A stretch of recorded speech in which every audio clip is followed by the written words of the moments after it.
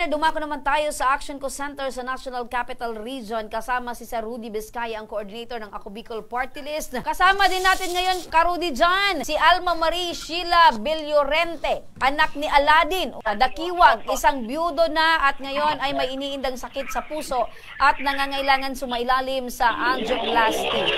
Magandang hapon po, Nanay. Magandang hapon po.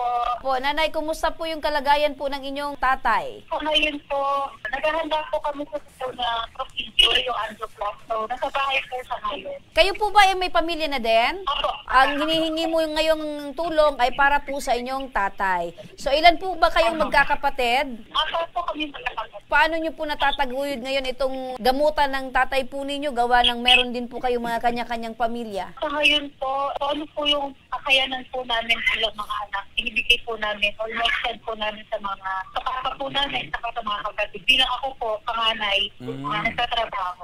So ngayon, handa na rin ba si tatay doon sa pagdadaanan niya, angioplasty? Opo. Kapatunayan po, nagkaroon na rin po siya ng angioplasty before. Sinugod po namin sa mga nagkaroon po siya ng angioplasty. Pero, papabalikin pa po siya ng doktor para po sa Okay, ibig sabihin, matagal na hong may sakit sa puso itong tatay nyo. Ngayon lang po namin nalaman, sir, mga March pa lang po.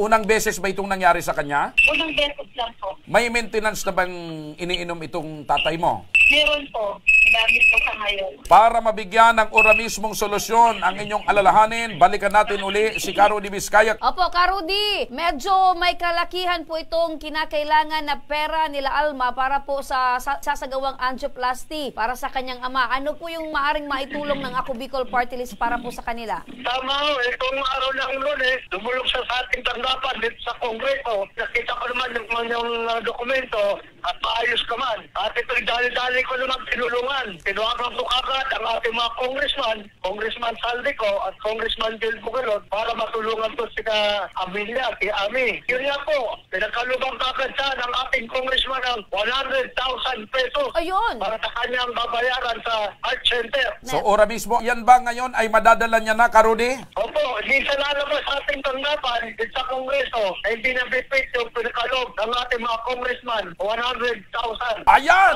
Ora mismo talaga. Tulong. Ay, Nanay Alma, anong masasabi mo? Maraming salamat sila Kong Saldico, Kong Jill Bongalon, kay Sir Rudy, at sa lahat po ng bubuo na ako no tabang Oranismo. Ayan. Ako Bicol tabang Oranismo. Ayun, Maraming salamat po.